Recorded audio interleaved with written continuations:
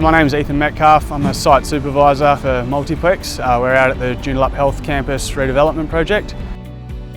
Stage 1B is a 3-level car park at the moment, and there's provisions for 2 future levels. So we're erecting a 70-metre hammerhead tower crane. Set up and dismantle will both take about 2 days each. So the first day is generally setting up the jib and the tower, and then the second day will be lifting the jib into place.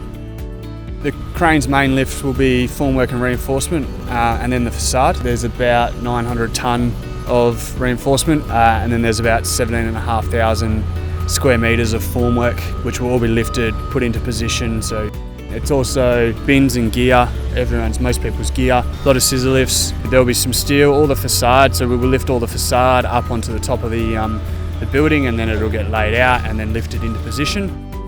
The crane will be running pretty much non-stop from when we've put it in until when we take it out.